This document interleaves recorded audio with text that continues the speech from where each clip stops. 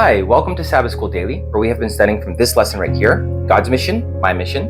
Today we're starting a brand new lesson, lesson number 5, which has the title, Excuses to Avoid Mission. And today is Sabbath's lesson, where we're going to introduce what we're going to be talking about throughout this week. This week we're talking about excuses that we oftentimes use to avoid going on mission, be that close by or in foreign lands. We're going to be studying this through the lens of the story of Jonah in the Bible. Jonah is that classic story of someone who, receiving a mission from God, did everything he could do to avoid that mission.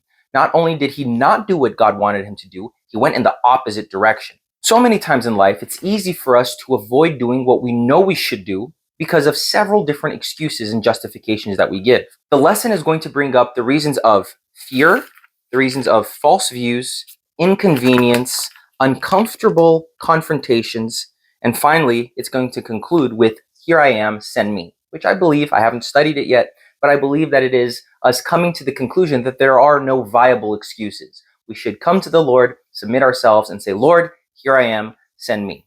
Our memory verse this week comes from Isaiah chapter 6, verse 8, that says, "Also I heard the voice of the Lord saying, 'Whom shall I send, and who will go for us?' Then I said, 'Here am I, send me.'" That is the best answer that we can give, the best response that we can give to God's call to go. In this lesson, studying the story of Jonah, we're going to see that he's up against a formidable foe. God called Jonah to go and minister to the city of Nineveh.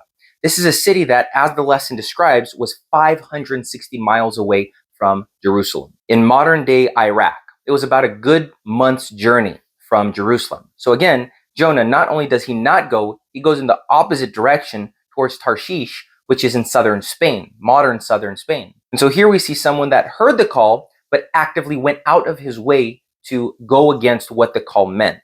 Now, again, there's several reasons for this. We're going to talk a little bit more about this tomorrow. Assyria was a terrible city. It was ruthless, cruel people. They were known as the city of thieves. The population themselves would go out in order to raid, to steal, to murder other cities. So that's what Jonah felt that he was up against. However, we know that when God calls, he does open the doors. And ultimately, being within God's will is the best place to be.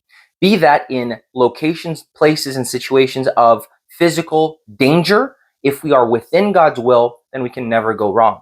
So we're going to be talking about all of these excuses. And I want you to try to apply this to your life in the sense of, what excuses have you given? Oh, I'm sick.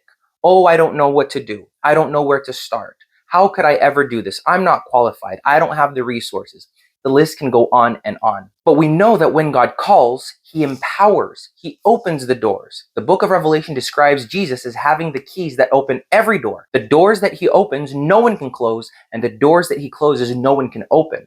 And so when we understand just how great and powerful our God is, nothing can stand in his way. And since we are then conduits of his blessings, conduits of his mission, then nothing can stand in our way. Being within God's will, friends, is always the best place to be. Please accompany me throughout this week as we study our lesson. It's going to be a marvelous one. Don't forget to study the lesson. These videos, they're just an extra. They're just a bonus for your own personal, diligent study. So look up the Bible verses, read these verses. If there are any questions throughout the days, fill them out. Think about the questions. Think about what you learned throughout the day. This is the meaning of what Paul says, to be in prayer constantly. Be in constant prayer.